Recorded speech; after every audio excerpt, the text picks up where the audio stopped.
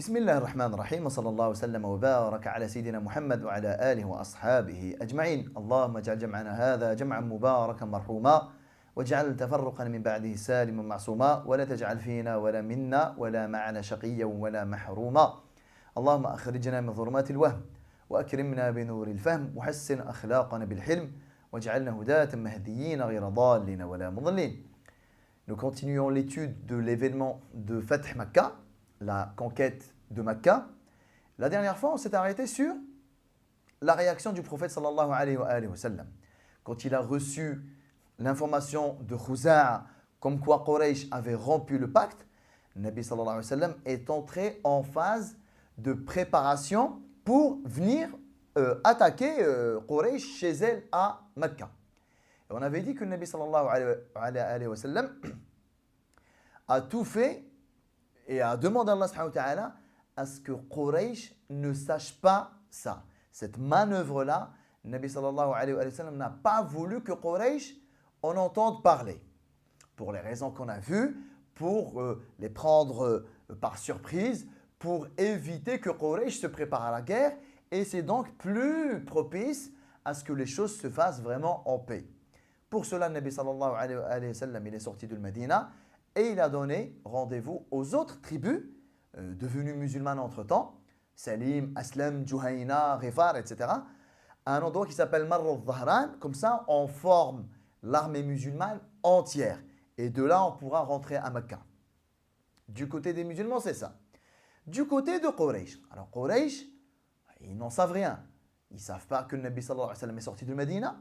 Ils ne savent pas qu'il a contacté les autres tribus musulmanes maintenant. Ils ne savent pas qu'il y a une invasion qui est proche. Encore moins où est-ce qu'ils sont exactement, ni leur nombre. Ils ne savent rien de tout ça. Ils ne savent rien de tout ça, certes. Mais quand même, Quraysh doivent bien se douter que quelque chose est en train de se préparer. Ils s'en doutent pour deux raisons. Premièrement, on a rompu le pacte. La réaction de Mohammed, on l'attend. À quoi va ressembler cette réaction? On n'en sait rien, mais ce n'est pas possible qu'il y ait zéro réaction. Laquelle? On n'en sait rien. Deuxièmement, là, ils commencent à en savoir un peu plus. Parce qu'ils ont envoyé Abu Sufyan, souvenez-vous, à Al-Madina, pour demander au prophète sallallahu alayhi wa sallam, pardon, viens, on oublie ce qui s'est passé, on tourne la page, vas-y, on a craqué, on ne sait pas ce qui nous est arrivé, s'il te plaît, pardonne-nous. Voilà, on oublie tout ça. Le Nabi sallallahu alayhi wa sallam, c'est même pas il a refusé l'offre. Le Nabi sallallahu alayhi wa sallam a refusé de voir Abu Sufyan en face à face. Comment voulez-vous que Quraysh interprète ça? C'est que il doit être remonté, il doit être énervé comme pas possible. Ce qui est vrai. Donc Quraysh, surtout après l'échec de la demande de pardon formulée par Abu Sufyan, là ils doivent se dire, ouais, Mohammed, là, sallallahu alayhi wa sallam, c'est obligé qu'il va réagir. Et comme là, on sent le truc, on le sent vraiment en colère, super énervé, là, on s'attend à quelque chose de vraiment négatif. Mais on n'en a pas la preuve. Pour cela, Quraysh, qu'est-ce qu'ils ont fait? Ils ont envoyé trois hommes, Abu Sufyan, un certain Hakim et un certain Badil. Abu Sufyan, on le connaît. Hakim, on le connaît aussi. Hakim, c'est l'un des membres de la famille de Khadija radiyallahu anha. Je ne sais pas si vous vous en souvenez. C'est lui qui a acheté Zayd ibn Haritha radiyallahu anhu. Il l'a acheté en tant qu'esclave parce qu'il avait été capturé, etc. Donc il l'a acheté en tant qu'esclave et il l'a offert à Khadija radiyallahu anha pour son mariage avec le Nabi sallallahu alayhi wa sallam. Et elle l'avait offert au prophète sallallahu alayhi wa sallam. Puis ensuite, il est devenu son fils adoptif. C'est ce Hakim-là. Abu Sufyan, Hakim, et un homme qui s'appelle Badil. Donc ils sont sortis de Mecca à la recherche d'infos. Les musulmans, qu'est-ce qu'ils font? Mohammed, où est-ce qu'il est? Qu'est-ce qu'il prépare? En s'approchant de l'endroit où étaient campés les musulmans al-Dhahran, les trois là, ils ont vu d'énormes feux allumés. Ils ont dit, qu'est-ce qui se passe? C'est qui? C'est Mohammed? C'est pas Mohammed? Donc là, ils se rapprochaient encore plus, encore plus.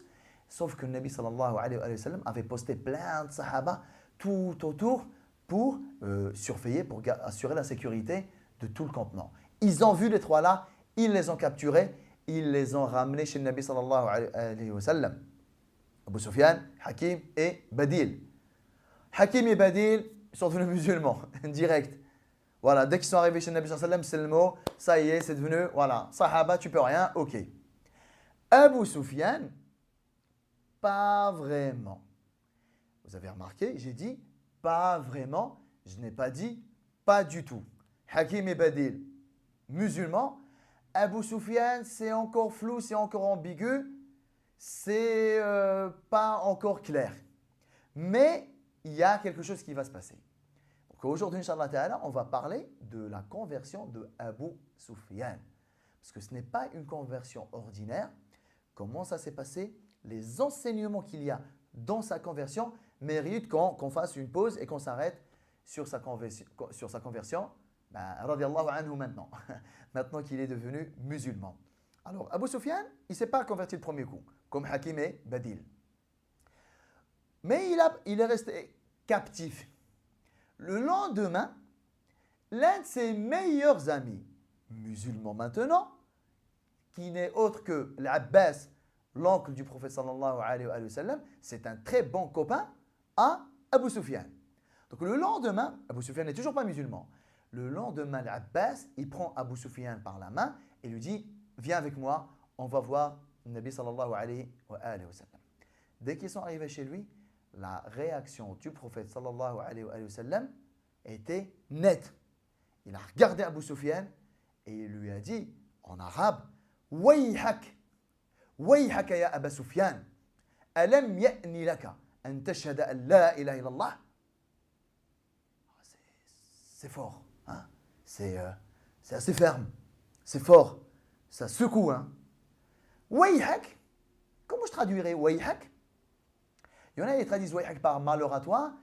Bon, il y a cette histoire de faire peur, faire flipper la personne en face.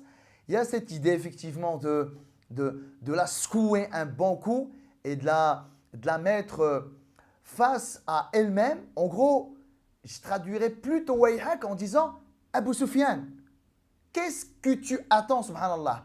Mais t'attends quoi pour ouvrir les yeux? Mais réveille-toi. En fait, c'est un appel qui est censé réveiller, un petit peu secouer et faire un petit peu peur à la personne quant à la gravité de sa situation. Wayhak, n'est-il pas arrivé pour toi, Abu Sufyan, le temps que tu attestes qu'il n'y a d'autres divinités en dehors d'Allah subhanahu wa ta'ala? N'est-il pas grand temps pour toi que tu admettes, que tu avoues, que tu arrêtes? En gros, le message, c'est comme si c'était ça. Abu Sufyan, c'est quand que tu vas arrêter tes bêtises? Abu Sufyan, c'est quand que tu vas te rendre à l'évidence? Abu Sufyan, c'est quand que tu vas avouer? Abu Sufyan, c'est quand que tu vas ouvrir tes yeux?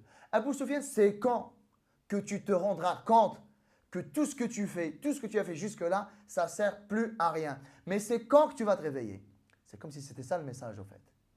Donc, il est assez fort, le message. Il est assez interpellant, assez ferme.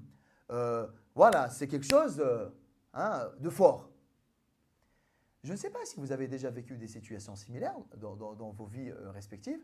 Moi, je sais que j'ai déjà vécu ça. Soit moi, je l'ai subi, la chose-là, soit moi, je l'ai fait subir à d'autres. L'histoire de… Parfois, vous avez des gens de votre entourage. Ça peut être des collègues, des amis, vos parents peut-être, votre conjoint, votre épouse, votre époux, un de vos enfants, un ami, un frère à la mosquée, une sœur, une connaissance, un voisin, ce que vous voulez. Mais l'essentiel, des gens qui vous aiment, des gens qui tiennent à vous, des gens qui veulent le meilleur pour vous. Est-ce que ça vous est déjà arrivé de vous manger certaines remarques fortes qui réveillent, qui secouent? Il n'y a pas de délirage dans la discussion. C'est assez rentre dedans, mais vous ne l'avez quand même pas mal pris. Ça ne vous a pas vexé pour autant. Pourtant, les mots utilisés étaient forts, les mots utilisés étaient vraiment décontextualisés. Si je prends les mots-là, si je prends les phrases-là et je les sors dans le contexte de là où elles ont été prononcées, ces phrases-là, ouais, on va dire, mais attends, mais la personne pour qui elle se prend, mais t'as vu, c'est une manière de parler ça. Mais subhanallah, dans le contexte, ben, on ne le prend pas mal. Dans le contexte, ça passe. On ne se sent pas agressé, on ne se sent pas vexé. Est-ce que ça vous est déjà arrivé de vous prendre certaines remarques fortes, vraiment secouantes, sans que vous soyez vexé et franchement, vous ne l'avez pas mal pris. Au contraire, franchement, vous remerciez même les personnes de vous avoir fait ce genre de remarques ou quoi ou qu'est-ce, parce que les gens là, tellement ils sont vrais, tellement il n'y a pas de nifs dans ce qu'ils ont dit, tellement ils étaient sincères dans la manière dont ils l'ont dit, en fait, on voit tout de suite que ça sort de leur tripes, ça sort de leur cœur. Mais en fait, on ferme les yeux sur la forme. Et on ne leur en veut même pas. Au contraire, les gens-là, on les apprécie. Parce que mine de rien, c'est parce que notre situation leur fait mal. C'est parce que notre situation les fait souffrir. C'est parce que notre situation ne les laisse pas tranquilles. Les gens-là souffrent à nous voir comme on est. Les gens-là ne sont pas tranquilles. Ils ont vraiment peur pour nous et ils ont été pris par ces émotions-là et ils nous ont dit ce qu'ils nous ont dit. Ils n'ont peut-être pas mis la forme, mais la pureté de leurs intentions, la clarté de leur finalité et on va dire l'amour, le respect de toutes ces bonnes choses-là qu'ils portent à notre égard font que mais nous-mêmes, on ne regarde même pas la forme. Et on est même touché par leurs paroles.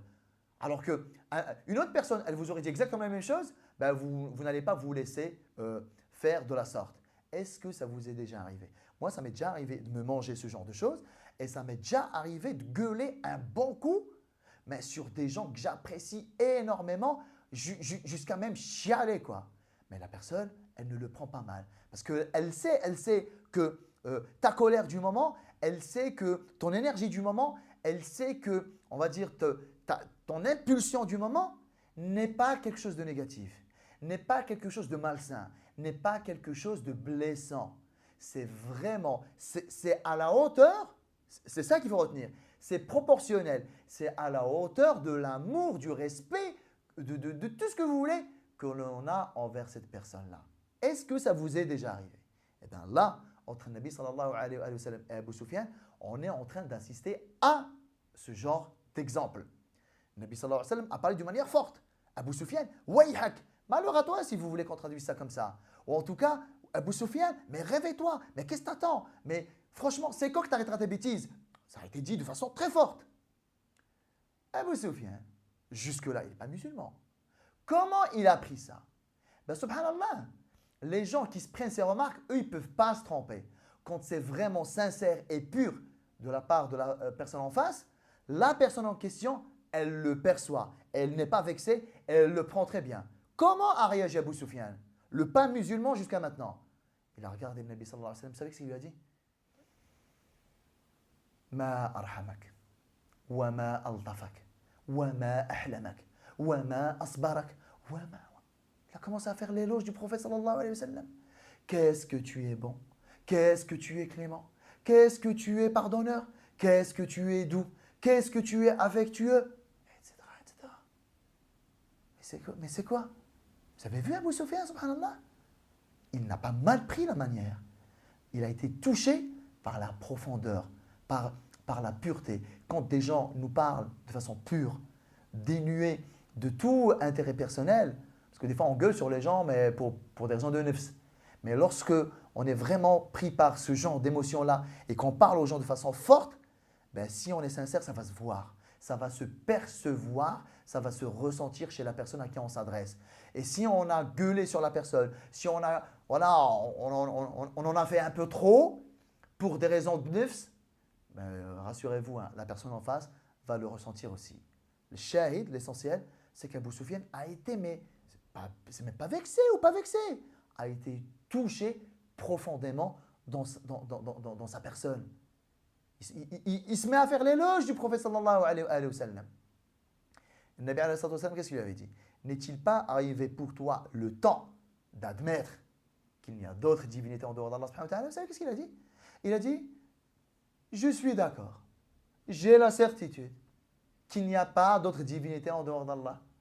Parce que s'il y avait d'autres idoles, d'autres divinités aujourd'hui, ben on les aurait vues. Il faisait allusion à quoi?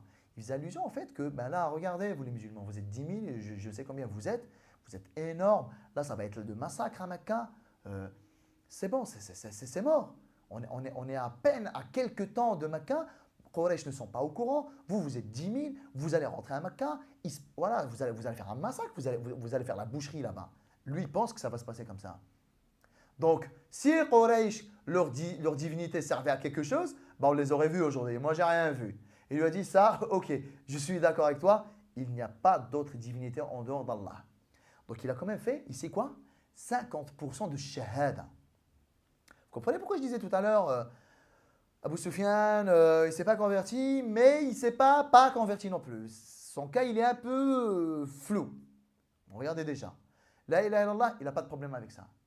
Le Nabi sallallahu alayhi wa sallam, il continue, il lui dit Wayhaka ya Abu Sufyan, n'est-il pas arrivé pour toi le temps d'admettre, de reconnaître que je suis son messager sallallahu alayhi wa sallam.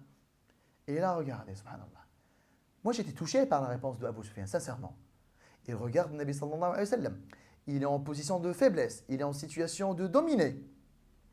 Quelles sont les options qui s'offrent à lui?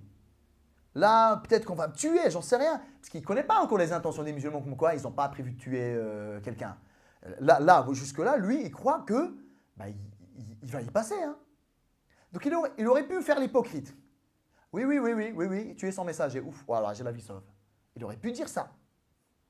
Il aurait pu, si jamais c'était encore le Abu Sufyan de l'époque. Mohammed, écoute, si tu étais un messager, comme il avait dit Suhail, vous vous en souvenez? Suhail, le négociateur de Quraysh, que Quraysh avait envoyé pour négocier avec le Nabi sallallahu alayhi wa sallam, le pacte de l'Hudaybiyah. Quand le Nabi sallallahu alayhi wa sallam il a dit, Sidna Ali écrit de Muhammad, le messager d'Allah sallallahu alayhi wa sallam. Qu'est-ce que Suhail lui a dit? Il lui a dit, si on était convaincu que tu étais un messager, on t'aurait jamais chassé. Vire-moi ça et mettez-moi Muhammad ibn Abdillah. Abu Sufyan, il aurait pu dire pareil. Attends, si tu étais le messager, pourquoi on t'avait chassé? Non, je suis désolé, ça, il n'y a pas moyen. Non. Il n'a ni fait l'hypocrite, ni fait le hautain. Il a été vrai, il a été sincère, il a été franc, il a été direct. Et il lui a dit, en parlant au prophète sallallahu alayhi wa sallam, quand il lui a dit, n'est-il pas venu pour toi le temps de reconnaître que je suis son messager? Il lui a dit, Amma hadhihi, fa inna fi nafsi minha shay'. Tu vois ça? Le fait que toi, tu es le messager d'Allah, sallallahu alayhi wa sallam, dans mon cœur, j'ai encore un petit blocage. Il a été vrai, il a été véridique, subhanallah. Écoute, je ne vais pas te dire ouais pour te faire plaisir. Hein. Ce qui montre que lorsqu'il a dit la ilaha illallah, il était vraiment vrai. Parce qu'il aurait pu dire ouais ou non ou quoi. Le fait qu'il dise, tu sais, le fait que tu es son messager, sincèrement, je ne vais pas te mentir, dans mon cœur, j'ai encore un petit frein, un petit obstacle. Ça nous renseigne sur beaucoup de choses. Un, ça nous renseigne sur le fait que Abu Sufyan ce coup-là était vrai. Et donc, sa première moitié de shahada, elle était vraie. Et rappelons une chose, que à la base, qu'est-ce qui rendait fou Quraysh pour pas qu'ils suivent le Nabi sallallahu alayhi wa sallam? C'est la ilaha illallah. Hein? Parce que Quraysh, c'est pas ils ont fait 50% et au fait, on a un petit problème avec le fait que toi, tu sois le messager. Bon, ça c'est les juifs. Allah, on n'a pas de problème. Non, le problème, c'est toi le messager. Quraysh, c'était pas ça. Quraysh, leur problème, c'était quoi? Il veut qu'on vire toutes les divinités et on n'en garde qu'une. Leur problème, il était vis-à-vis de la ilaha illallah. Et le fait que lui dise, le fait que tu sois son messager, je ne suis pas vraiment opérationnel à 100%, premièrement, ça nous renseigne sur le fait que quand il a admis que la ilaha illallah, c'est bon, il y croyait, au fait, c'est plus le Abu Sufyan de l'époque. Parce que le Abu Sufyan, le Qurayshite standard normal, jamais de la vie, tu aurais pu lui décrocher la ilaha illallah de sa bouche. Plutôt crever, ouais.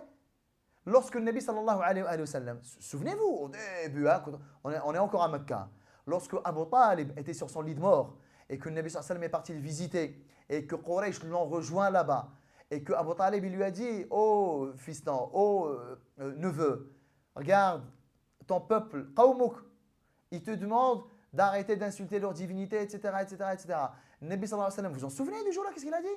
Il a dit à Quraysh, il leur a dit, les grands, hein, les anciens, Abu Jahl, etc. Il leur a dit, Innama hiya kalimatun wahida. Je vous demande une parole. Tadinu lakum biha al-arab. Si vous la dites, vous allez dominer tous les Arabes. Et l'Adjam, les non-Arabes, ben, ils vont devoir vous payer le jizya. Et tout le monde va flipper de vous. Et ça, c'est des arguments qui parlent à Quraysh. Quoi? Une parole avec laquelle on va dominer les Arabes. On va dominer les non-Arabes. Attends, qu'est-ce que vous en souvenez? Qu'est-ce que Abu Jahl a répondu le jour-là? Que nos pères et nos mères soient sacrifiés pour toi. On t'en donnera 100. C'est quoi? Dis, c'est quoi la parole? Il a dit, dites la ilaha illallah. Il lui a dit, awa ghayraha. Pas celle-là. Demande autre chose. Ce qui montre que le vrai blocage de Quraysh, c'est la ilaha illallah en elle-même. Et le fait qu'Abu Sufyan l'admette, ça fait de lui, plus le Qurayshite de l'époque, ça fait de lui quasiment un musulman. Pas un musulman, on est d'accord. Tu ne deviens pas musulman juste parce que tu as dit la ilaha illallah. Mais venant de la part d'un Qurayshi, c'est différent. Un juif qui dit la ilaha illallah, on dit écoute, ça ne veut rien dire. Nous, on veut que tu reconnaisses Nabi sallallahu alayhi wa sallam. Parce que la ilaha illallah, ce n'est pas trop problématique chez toi. Ce qui était problématique chez toi, c'est le nubuwa. C'est sur le nubuwa qu'on veut t'entendre. Mais si un Qurayshi vous dit la ilaha illallah, ça fait de lui déjà quelqu'un qui se rapproche de plus en plus de l'islam. Premier enseignement de ça. Donc, le fait qu'il soit vrai nous indique que sans la ilaha illallah, il était bon. Le fait, regardez, même la deuxième partie du shahada, qu'est-ce qu'il a dit au prophète sallallahu alayhi wa sallam? Bon, déjà, il lui a dit, hein, il a fait son éloge, hein, et il lui a dit, j'ai encore dans le cœur quelque chose vis-à-vis de ça. Il ne lui a pas dit, ah non, ça, je ne suis pas d'accord. Risala, le fait que toi, tu sois son messager, le concept général, je ne suis pas vraiment contre. Mais si je me laisserais moi entendre moi-même, je suis un peu mitigé dans cette histoire. J'ai envie de dire que oui, tu es un messager, tu es son messager, mais la vérité, j'ai encore un petit blocage. Ce qui fait de lui, quoi? Très proche de devenir musulman encore plus. La ilaha illallah, on n'a pas de souci avec. Que tu sois son messager, dans l'ensemble, je n'ai pas de souci avec. Et il me reste juste un petit truc, quoi. Donc, Abu Sufyan est très proche de devenir musulman. Mais il n'est pas musulman. Il lui faut un coup de pouce. Il lui faut quelque chose. Et on va parler de ça parce qu'il peut y avoir certaines ambiguïtés autour de cette histoire de conversion de Abu Sufyan. Alors, Abu Sufyan, quasiment musulman. Mais il y en a, ils diront, ouais, écoute, ça n'existe pas. Quasiment musulman, c'est t'es musulman ou tu ne l'es pas. Oui et non. Oui et non. Il n'y a pas de quasiment musulman quant à ton devenir dans la vie dernière. Hein. Si tu es mort quasiment musulman, tu n'es quand même pas musulman. Alors, je veux dire, pour nous, on ne va pas te laver, on ne va pas faire le janaza sur toi, on ne va pas t'enterrer avec les musulmans. Qu'est-ce que tu deviendras le jour dernier? Ce n'est pas mon problème. Mais dans ce bas-monde, oui, c'est vrai. Le quasiment musulman n'est pas musulman. Le quasiment musulman, je ne lui donne pas ma fille. Le quasiment musulman, je ne mange pas sa viande, etc., etc. Donc ça, c'est la partie oui. Non, il n'y a pas juste musulman et basta. Non, non. Il y a les quasiment musulmans. Ils ont un statut sharia. Les quasiment musulmans, ils ont un statut. Allah les a reconnus. Ça s'appelle al-mu'allafati qulubuhum, qui sont même l'une des catégories pour laquelle on peut donner zakat. C'est pour vous dire qu'Allah a tenu compte de ce genre de personnes. C'est qui al-mu'allafati qulubuhum? Al-mu'allafati qulubuhum sont de deux catégories. Soit les quasiment musulmans, c'est bon, voilà, c'est très imminent, c'est quasiment fait. Bon, s'il meurt là, voilà, je prie quand même pas sur lui, mais voilà, il était très proche. Soit ce sont des personnes qui se sont converties à peine. Leur islam est encore frais. Leur islam, il a quelques heures, quelques jours à peine. Donc, cette catégorie-là de al-mu'allafati qulubuhum ont un traitement spécial. Et que ce soit avec Abu Sufyan aujourd'hui, ou que ce soit la semaine prochaine, Inch'Allah Ta'ala, lors de Fath Makkah, ou que ce soit après pour la bataille de Hunayn, etc., vous allez voir que le mu'allafati qulubuhum, les soit quasiment musulmans, soit les à peine musulman, le Nabi sallallahu alayhi wa sallam leur a accordé un traitement différencié. On y reviendra sur la ta'ala, mais revenons à Abu Sufyan. On a dit qu'Abu Sufyan, quasiment musulman. Mais bon, voilà, il a dit que intérieurement, il y a quelque chose qui l'empêche, qui le bloque et qui ne le laisse pas reconnaître que le Nabi sallallahu alayhi wa sallam est vraiment le messager d'Allah, Jalla wa ala, sallallahu alayhi wa sallam. Donc on doit l'aider. Hein. Le bonhomme, il vous admet, hein, il vous reconnaît. Je ne suis pas forcément contre, mais je serais un mytho si je vous disais oui, oui, oui, oui. Non, non, non, je serais vraiment un mytho. Donc là, subhanallah, c'est très important à relever comme quoi le bonhomme était vraiment vrai le jour-là. Ben, le coup de pouce, qui c'est qui va le donner alors? De lui-même, ce petit blocage, ce petit pas, ce petit frein, il n'a pas réussi lui à le lever. Ben, nous, on doit l'aider. Hein. Hein, on est d'accord? On en a connu des situations comme ça. Hein.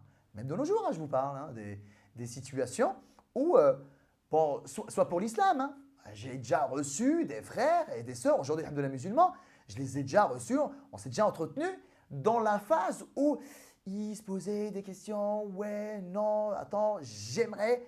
Bref, vous voyez que c'était un peu Abu Sufyan. Tu voyais que la classeur, elle a mis un pied et même 3 orteils du deuxième pied. Mais vous sentez qu'il y a quelque chose qui la titille, quelque chose qui la bloque, parfois des waswas. Vous êtes d'accord avec moi? Shaitan, au moment là, il a envie de tout, sauf que vous fassiez le pas. Hein. Tu dis la ilaha illallah, Muhammad Rasulullah sallallahu alayhi wa sallam, 30 ans, 40 ans d'efforts pour rien de son côté à lui. Donc Shaitan, il est dégoûté. Donc au moment là, Shaitan, il fait beaucoup d'efforts, beaucoup de waswas. Est-ce que c'est le moment? Est-ce que tu te sens prêt? Est-ce que tu te sens prête? Mais attends, tu dois encore régler 2-3 petits trucs. Vas-y, la semaine prochaine, déjà, pose-toi certaines questions maintenant, parce qu'après, il va être trop tard. Shaitan, il met toutes les idées là. Hein. Non, non, tu sais quoi? Je préfère que tu dises la ilaha illallah, Muhammad Rasulullah sallallahu alayhi wa sallam aujourd'hui et que tu as encore des choses à régler, on les réglera ensemble. Au moins, si tu meurs là, c'est bon. Plutôt que oui, prends le temps de la réflexion. Ça, c'est Shaitan qui reporte.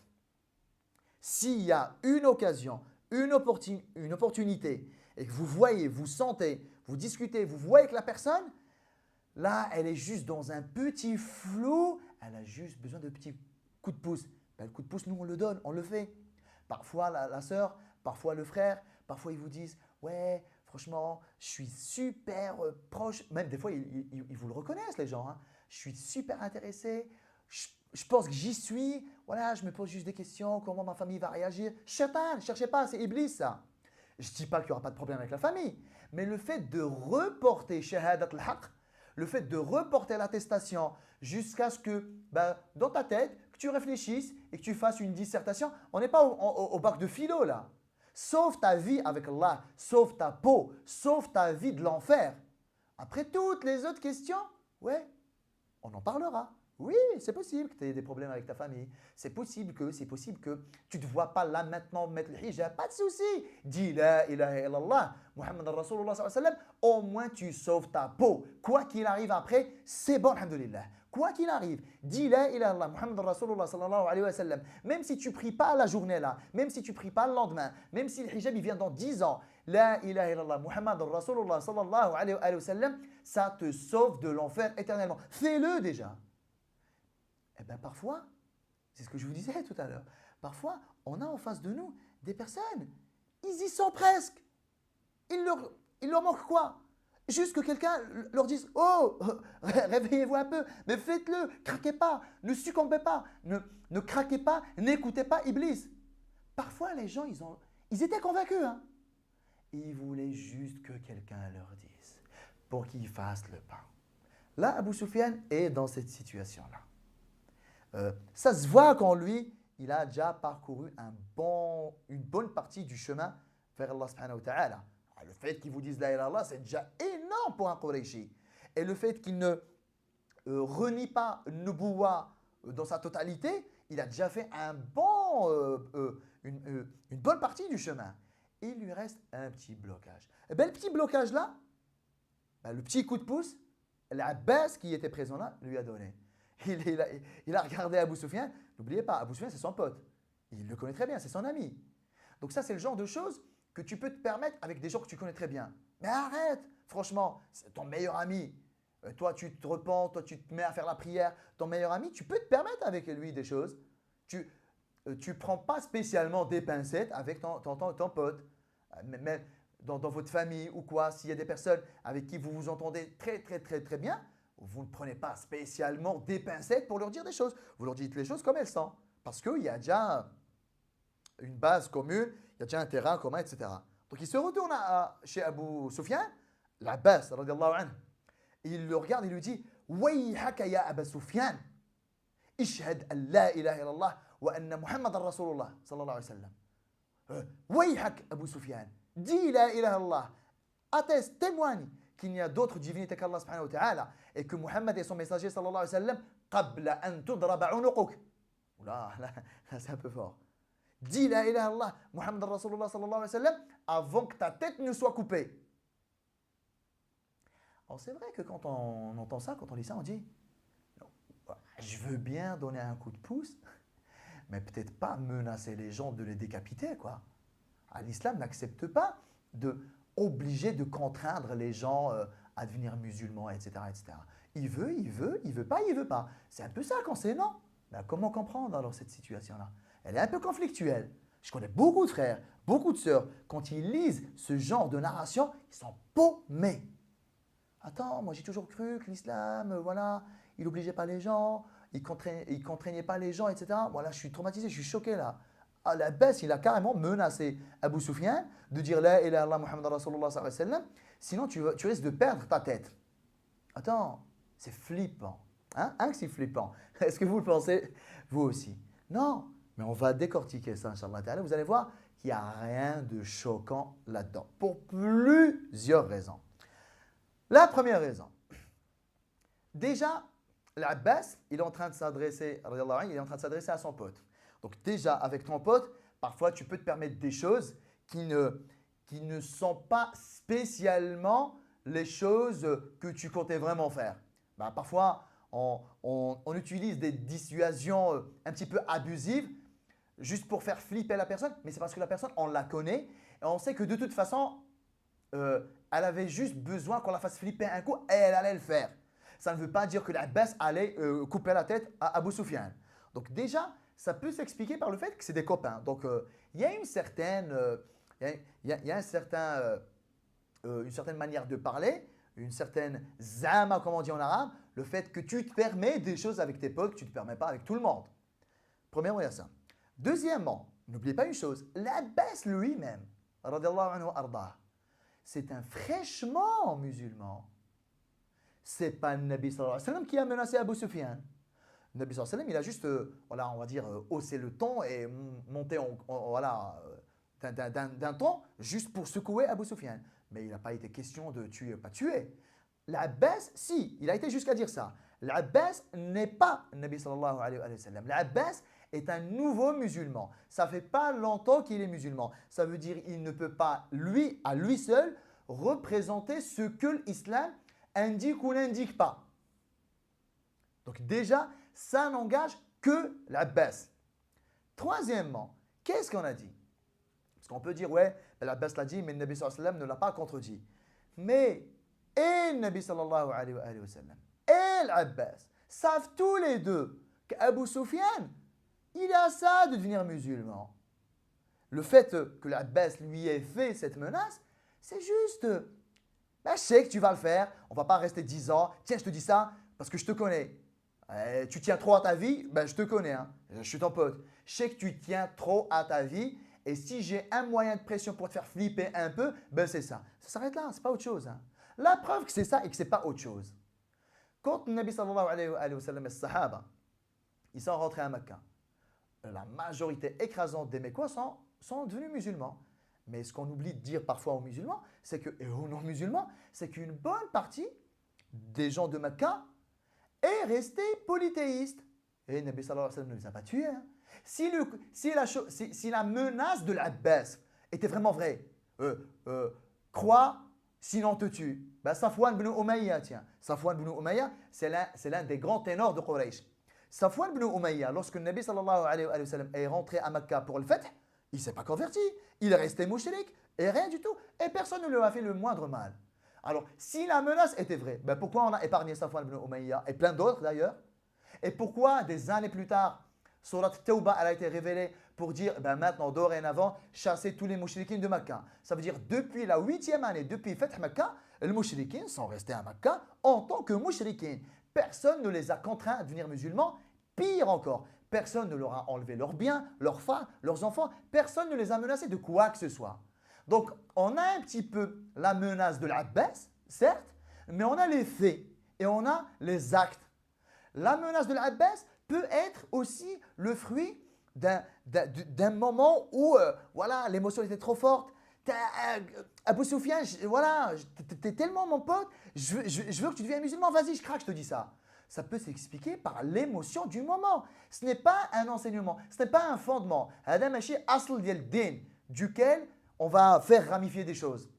Le fondement de din, c'est qu'on ne tue pas les gens qui ne nous ont pas attaqués et juste parce qu'ils n'ont pas voulu devenir musulmans. Tout comme on ne contraint pas les gens à devenir musulmans, on n'a pas le droit de douter de ceux qui le sont devenus. Parce que ça marche dans les deux sens. Parce qu'il y en a, qu'est-ce qu'ils diront? Ils diront, ouais, mais quelle est la valeur de l'islam d'Abou Soufiane? Un bonhomme qui s'est converti sous la menace de la mort.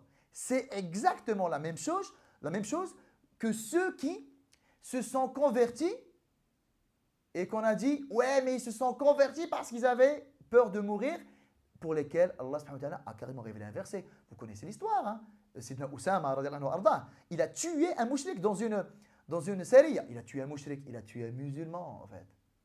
Le Nabi sallallahu alayhi wa sallam les a envoyés dans une expédition et au moment où le mouchrik était à terre, il a dit la ashhadu an la ilaha illallah wa ashhadu anna Muhammadan rasulullah sallallahu alayhi wa sallam. Après qu'il l'ait dit, Oussama l'a tué. Lorsque ils sont revenus à Medina, ils ont raconté ça au prophète sallallahu alayhi wa sallam. Et le Nabi alayhi wa sallam, vous vous souvenez qu'est-ce qu'il a dit à Oussama? Ashaqaqta ala qalbih. Tu as ouvert sa poitrine. Il lui a dit, Ya Rasulallah, il l'a dit, makhafat as-sayf. Il a prononcé shahada parce qu'il a eu peur de l'épée. Le Nabi sallallahu alayhi wa sallam lui a dit, est-ce que tu as ouvert sa poitrine pour voir s'il l'a dit véridiquement ou de peur de l'épée? Il ne vous a pas été demandé de vérifier le pourquoi de shahada. Abou Soufiane shahid, c'est bon, muslim. Oui, mais il a dit de peur de mourir. Ça, c'est ton interprétation à toi. Tu en es sûr? Tu en as la garantie? Tu as ouvert la poitrine de Abou Soufiane? On a des éléments concrets qui nous montrent que Abou Soufiane était sur une bonne voie. On a des éléments concrets qui nous montrent que Abou Soufiane a déjà dit la ilaha illallah. Il lui manquait la deuxième partie de shahada qu'il n'a pas renié dans sa totalité. Est-ce que quelqu'un qui a déjà dit la ilaha illallah, est-ce qu'on peut dire ouais, shahid parce qu'il a peur? Mais il l'a déjà dit sans menace. Donc la menace de l'Abbas n'est pas quelque chose de fondamental. Ça n'engage que l'Abbas et c'est très contextualisé et c'est juste en moment-là. Il y a des gens qui ont besoin d'un coup de pouce. Les coups de pouce peuvent différer. Alors il y a un coup de pouce, l'Abbas il a donné ce coup de pouce-là, mais il y a d'autres coups de pouce. Le Nabi sallallahu alayhi wa sallam a déjà utilisé l'argent comme coup de pouce, a déjà utilisé des privilèges un petit peu en nature en coup de pouce. C'est des coups de pouce, subhanallah. Et on n'a pas le droit de douter de l'islam des gens. Allah Jalla wa Ala a révélé un verset. وَلَا تَقُولُوا لِمَنْ أَلْقَى إِلَيْكُمُ السَّلَامَ لَسْتَ مُؤْمِنًا تَبْتَغُونَ عَرَضَ الْحَيَاةِ الدُّنْيا فَعِنْدَ اللَّهِ مَغَانِمُ كَثِيرًا. Allah Ta'ala, qu'est-ce qu'il a commenté l'histoire de Oussama radiallahu anhu? Il a dit aux croyants, aux musulmans, ne dites pas de celui qui vous a rendu la paix, là en l'occurrence, devenu musulman. Ne dites pas de ceux qui sont devenus musulmans, lasta mu'mina, tu n'es pas un vrai croyant. Allah Ta'ala, il a dit, je sais pourquoi vous dites ça. C'est parce que la personne qui est devenue musulmane, vous n'avez plus le droit de lui prendre ses biens, etc. Mais motivé par ce bas monde, motivé par dunya, vous avez préféré remettre en cause son islam plutôt, et donc vous accaparez de ses biens plutôt que d'admettre et de reconnaître qu'il est musulman parce que pour vous c'était de trop. Quoi? À chaque fois qu'on va lever l'épée, les gens ils vont nous dire la ilaha illallah Muhammad Rasulullah, ben c'est bon, on ne pourra plus tuer personne, on ne pourra plus rien prendre. Allah Ta'ala a dit que la raison de ça c'était quoi? Tabtaghouna 'arada al-hayati ad-dunya. Vous poursuivez de dunya quoi. فعند الله مغانم كثيرة. Si, c'est quoi votre but? On en a parlé, Fraybar. C'est quoi votre but? Votre but, c'est d'encercler les gens? C'est de tuer les gens et de prendre leurs biens? Ou votre but, c'est que les gens-là, ils rentrent dans la rahma d'Allah subhanahu wa ta'ala? Si les gens-là, ils rentrent dans la rahma d'Allah, c'est bon. Moi, je veux ni tes biens, ni tes femmes, ni tes enfants, ni rien du tout là. Donc, l'histoire de donner un coup de pouce, parfois, c'est nécessaire pour certaines personnes et le coup de pouce est différent. Parfois, certaines personnes, ils ont juste besoin que vous leur criez un petit peu dessus. Parfois, le coup de pouce, c'est juste que vous leur donnez de l'importance, des avantages, même de l'argent. On a dit qu'Allah subhanahu wa ta'ala a fait en sorte à ce que le mu'allafati qulubuhum, on puisse prendre l'argent de zakat pour leur donner. La preuve que le Nabi sallallahu alayhi wa sallam, ce n'est pas à lui qu'on va apprendre quand est-ce que tu utilises ça et quand est-ce que tu ne l'utilises pas. Dès qu'Abu Sufyan, et l'Abbas nous le dit, pour vous dire, subhanallah, même la narration, qu'est-ce qu'elle nous dit? C'est l'Abbas qui raconte. L'Abbas, il dit, j'ai regardé Abu Sufyan et je lui ai dit, dis la ilaha illallah, dis ashhadu an la ilaha illallah wa ashhadu anna Muhammadan Rasulullah sallallahu alayhi wa sallam qabla an tudraba unuquk. Dis, témoigne, fais shahada avant que ta tête ne soit séparée de ton corps. Vous savez qu'est-ce qu'il dit l'Abbas lui-même, la personne qui menace. La personne qui menace. Comment elle a conclu la narration? Il dit, en parlant d'Abu Sufyan, فَشَهِدَ شَهَادَةَ الْحَقِّ. Suite à ça, il a fait l'attestation de vérité. L'Abbas, subhanallah, qui lui a prononcé cette menace, lui-même reconnaît que shahadat Abu Sufyan, c'est une shahada haqq, vraie. Il n'a pas dit, ouais voilà, je l'ai fait flipper, maintenant qu'il l'a dit, maintenant il faut voir comment, que vaut son islam. Maintenant, il n'a pas dit ça. Il l'a fait flipper et il est le premier à avoir reconnu فَشَهِدَ شَهَادَةَ الْحَقِّ. Et quand on lit la biographie d'Abu Sufyan, dans les livres de Sahaba, parce que faut admettre, voilà, maintenant c'est un Sahabi. Quand on lit la biographie de Abu Sufyan, on dit فَأَسْلَمَ قُبَيْلَ الْفَتْحِ. Il s'est converti juste avant le Fath. فَحَسُنَ إِسْلَامُهُ. Et son islam s'est amélioré. Et alhamdoulilah, il est mort musulman. Et que vous le veuillez, qu'on le veuille ou non, il est mort sahabi, muslim, radiyallahu anhu wa ardah. Ça, c'est très important. Et lorsque le Nabi sallallahu alayhi wa sallam, lorsque Abu Sufyan s'est converti, le Nabi alayhi wa sallam, toujours, parce que pour ancrer encore plus l'islam de Abu Sufyan, encore pour apporter davantage d'apaisement. C'est comme si maintenant, voilà, qu'est-ce qu'on a dit? Le mu'allafati qulubuhum, c'est soit les presque musulmans, soit les à peine musulmans. Et Abu Sufyan, en l'espace de très peu de temps, il était les deux. À un moment donné, il était presque musulman, et maintenant qu'il a fait shahada, il est à peine musulman. Donc il a besoin qu'on l'aide à s'installer, à se stabiliser dans son islam, etc. Qu'est-ce qu'il a dit le Nabi sallallahu alayhi wa sallam à l'Abbas? Il lui a dit, oh l'Abbas, prends Abu Sufyan et emmène-le à tel endroit, un endroit qui s'appelle Batn al-Wadi.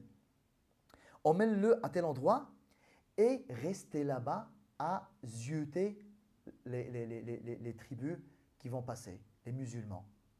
Et le Nabi sallallahu alayhi wa sallam, pourquoi il a dit à l'Abbas d'emmener Abu Sufyan là-bas pour qu'il voit l'armée musulmane passer? Pour l'impressionner.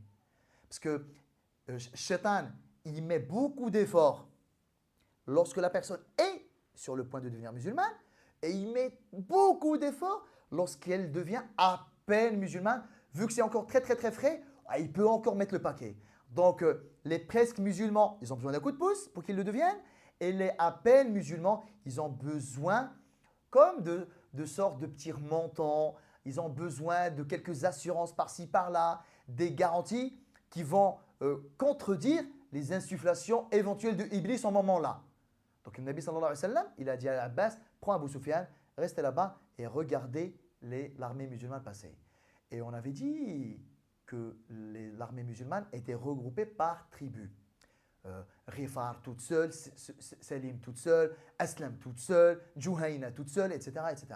Et à chaque fois qu'une une tribu donc, qui forme une sous-armée, un bataillon de l'armée générale, avec leur drapeau distinctif, Abu Sufyan, il disait à l'Abbas, Ya Abbas, man haoula? Abbas, c'est qui cela? Et l'Abbas, il nous dit, je lui répondais, haoula et Salim. C'est la tribu de Salim. Et Abu Sufyan, il connaît les tribus. Il n'arrive pas à les identifier, mais il connaît. Et vous savez qu'est-ce qu'il disait, subhanallah? À chaque fois que l'Abbas lui disait Haoula'i Salim, Haoula'i Aslam, Haoula'i Rifar, à chaque fois qu'il lui nommait une tribu, Abu Sufyan y répondait, il disait Mali wa Mali Salim. Qu'est-ce que vous voulez que je fasse, moi, Abu Sufyan, face à Salim? J'aurais jamais pu les affronter. Mali wa Mali Aslam, Mali wa Mali Rifar. Au fait, le but, c'était quoi? C'était pour impressionner Abu Sufyan, pour qu'il devienne fier d'être devenu musulman. Parce que peut-être qu'au moment-là, Shaitan est en train de lui mettre des trucs dans sa tête. Ouais, est-ce que tu as bien fait d'être devenu musulman? Ok, oui, non. Ben, le-wasawis de l'Iblis. Et le-wasawis, là, on a besoin de faire de petites choses pour combattre ces waswas. Ben là, si toi t'hésitais, ouais, est-ce que j'ai bien fait d'être devenu musulman? Wow, là, tu vois l'armée musulmane, masha'Allah, tabarakallah, subhanallah. Les musulmans, Mohammed, quand on l'a chassé de Mecca, ils étaient 2, 3, 4. Wow, laisse tomber, là, c'est énorme, c'est énorme. Ça rassure, ça apporte un petit apaisement à Abu Sufyan, lui qui est encore fraîchement musulman. Et jusqu'à ce qu'à un moment donné, Nabi sallallahu alayhi wa sallam, il est passé dans un bataillon. Et Abu Sufyan, il a dit à l'Abbas, Man ha'ula'i ma'a Rasulillah sallallahu alayhi wa sallam. C'est qui les gens-là qui sont avec le Nabi sallallahu alayhi wa sallam? Et Abu Sufyan lui a répondu, il lui a dit, Hada Rasulullah fi katibatin fihimul muhajirun wal ansar. C'est le prophète, c'est le messager d'Allah sallallahu alayhi wa sallam, accompagné des muhajirin et des ansar. Et là, voilà, c'est encore plus impressionnant pour Abu Sufyan. Encore Rifar, Aslam, Sulaym, Juhayna. Ben, ce sont des tribus qui ne connaissent que de nom, tout ça vite fait. Non mais là, on est en train de lui dire quoi? On est en train de lui dire Al-Muhajirin, ceux qu'on a chassés, nous, ceux qu'on a martyrisés, ceux qu'on a insultés, ceux qu'on a rabaissés, ceux qu'on a appauvris, on a martyrisés. Ceux-là, il a été impressionné par leur gabarit, par leur fierté, par leur force, par leur l'izza. Il a vu le Nabi sallallahu alayhi wa sallam et le Muhajirin Ansar, il était émerveillé, scotché, époustouflé. Au point, il a dit à l'Abbas, Ya Abbas, quand il a vu tout ça, il a dit Ya Abbas, laqad asbaha mulku ibni akhika al-yawma 'azima. Oh Abbas, le pouvoir et la royauté de ton neveu sont devenus énormes aujourd'hui. On a dit que c'était à peine un musulman. Voilà, il a encore des restes de l'Jahiliya. Ouais, quel pouvoir et quelle royauté, subhanallah. Et l'Abbas l'a calmé direct. Il lui a dit, Innaha nubuwwa, c'est la prophétie. Ça n'a rien à voir ni avec un pouvoir, ni avec une notoriété, ni avec une royauté, ni avec rien du tout. Ce que tu vois là, Abu Sufyan, c'est le fruit de nubuwwa. Et là, Abu Sufyan, il a regardé l'Abbas, il lui a dit, Fa ni'ma idhan. Quelle belle chose que nubuwwa. Donc voilà, il y a eu deux, trois petites choses qui ont stabilisé et qui ont renforcé l'iman et l'islam d'Abu Sufyan encore plus. Ça ne veut pas dire que son islam n'était pas bon, mais voilà, le début, on a besoin d'être apaisé, rassuré, on a besoin de garantie et d'assurance. C'est pas terminé. Et on va bientôt terminer avec Abu Sufyan. L'Abbas, il a dit au professeur sallam, Ya Rasulallah, Abu Sufyan, rajulun yuhibbu al-fakhr. Abu Sufyan, c'est un homme qui aime les protocoles, qui aime les prestiges. C'est un homme d'État, quoi. C'est un homme de protocole, c'est un homme de fierté, c'est un homme de prestige. Il a une bonne place à Quraysh. Ya Rasulallah, faj'al lahu shay'a. Ya Rasulallah, donne-lui un petit privilège, quoi. Là encore, on peut crier au scandale et en disant non mais attends, mais tous les musulmans sont logés à la même enseigne. Pourquoi Abu Sufyan, lui, il aurait droit à un traitement particulier, etc. Alors déjà, j'en parle vite fait aujourd'hui, mais on le détaillera, inshallah ta'ala, après Fath Makkah, surtout après la bataille de Hunayn. Et là, on va voir que nos agissements à nous sont très limités et notre connaissance, elle est très limitée. Et que le Nabi sallallahu alayhi wa sallam, il sait pourquoi il fait les choses. Donc, on peut crier un petit peu au scandale, mais on est toujours dans cette même logique. Le Nabi sallallahu alayhi wa sallam, il a dit, Naam, d'accord, je vais spécifier Abu Sufyan avec quelque chose dont lui, voilà, il va se sentir un petit peu fier et qui fera plaisir à Abu Sufyan, mais qui en vrai n'a aucune espèce de conséquence. Hein.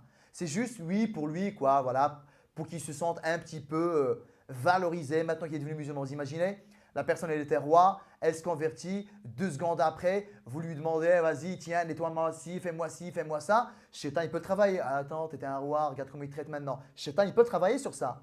Justement, pareil, pour combattre ces Wassa Awis, Nabi Sallallahu a dit d'accord. Il a dit à l'Abbas de dire à Abu Sufyan, écoute, va maintenant à Mecca. Cours. Et il faut que tu arrives à Mecca avant le Nabi sallallahu alayhi wa sallam et l'armée des musulmans. Et crie de toutes tes forces à Mecca. Dis-leur, Ha huwa Muhammad, qad ja'akum fi ma la qibala lakum bih. Il lui a dit, informe les gens à Mecca que Muhammad arrive, de toute façon, arrive dans une armée contre laquelle vous ne pouvez rien. Et dis aux gens de Mecca, فَمَنْ دَخَلَ دَارَ أَبِي سُفْيَانَ فَهُوَ آمِنٌ. Dis, oh mais quoi? Mohammed, il vient, il va vous massacrer. Vous ne pouvez rien. Ça y est, c'est fini, c'est cuit.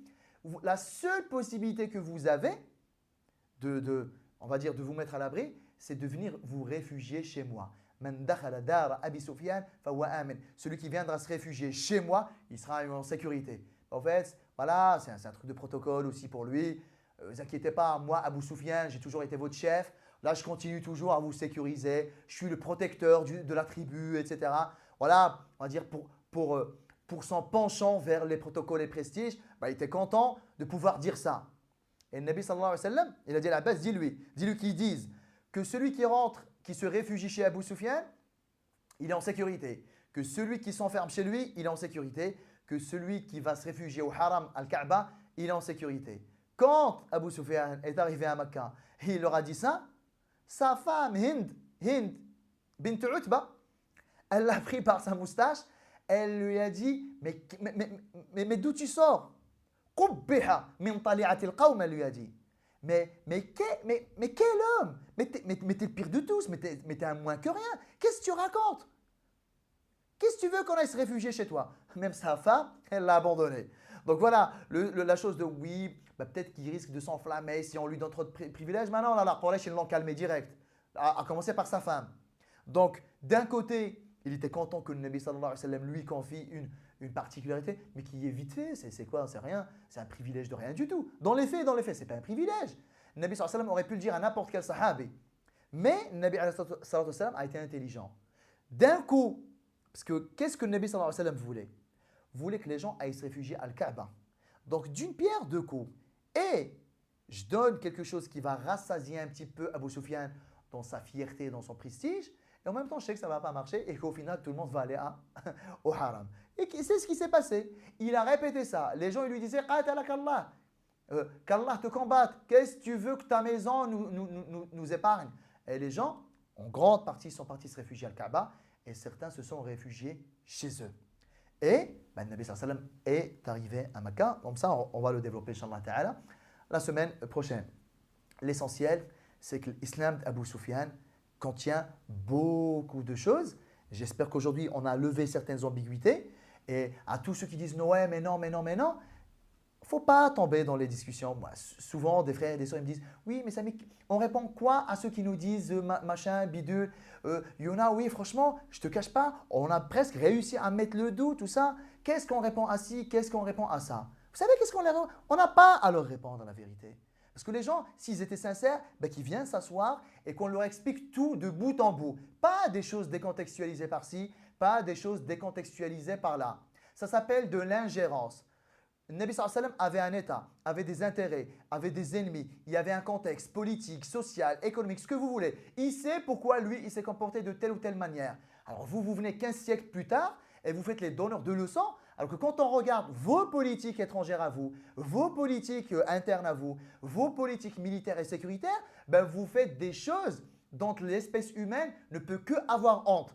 Alors franchement, vous êtes les derniers placés pour venir nous dire qu'est-ce qui est humaniste, qu'est-ce qui n'est pas humaniste, qu'est-ce qui est respectueux, qu'est-ce qui n'est pas respectueux. Les gens, ils ont lâché des bombes nucléaires, ils ont tué des centaines de milliers d'innocents. Les gens, ils ont bombardé au napalm et au phosphore blanc des millions de gens, des millions de civils. Là, oui, c'est pour la sécurité, tout ça, voilà, on combat les ennemis. Et quand il s'agit d'une menace d'Al-Abbas parce qu'il parlait avec son pote, là, on crie au scandale. Franchement, on n'a pas à se justifier et on n'a pas à succomber à ces attaques à répétition. Si les gens étaient sincères, pas de souci. On s'assoit et on reprend depuis le début et les gens comprendront. Mais prendre des événements par-ci, par-là, je suis désolé. Ça s'appelle de l'ingérence. Le Nabi sallallahu alayhi wa sallam, il avait son état, il savait le gérer. Vous gérez le vôtre. Occupez-vous des vôtres d'ailleurs, au lieu de vous occuper de faits historiques, décontextualisés, sortis de nulle part, etc., etc. Alors aujourd'hui, on a essayé de lever certaines ambiguïtés, pas pour que les musulmans aillent maintenant, voilà, on est super armés, on sait quoi répondre. Non, non, non, c'est juste pour qu'entre nous, musulmans, on s'apaise. Et à la base, quelque chose qui provient d'Allah, quelque chose qui provient du prophète sallallahu alayhi wa sallam ne peut être qu'un bien.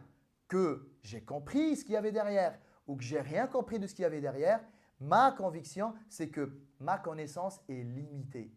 La connaissance d'Allah ne l'est pas. Ma compréhension est limitée.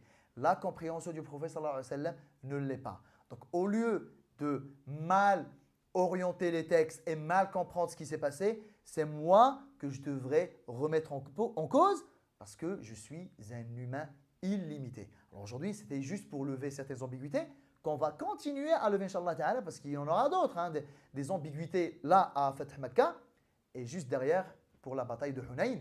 Wallahu Ta'ala a'lam. Wa sallallahu sallam wa barak ala sayyidina Muhammad wa ala alihi wa ashabihi ajma'in. Je vous retrouve la semaine prochaine, Inch'Allah Ta'ala. Wassalamu alaikum wa rahmatullahi ta'ala wa barakatuh.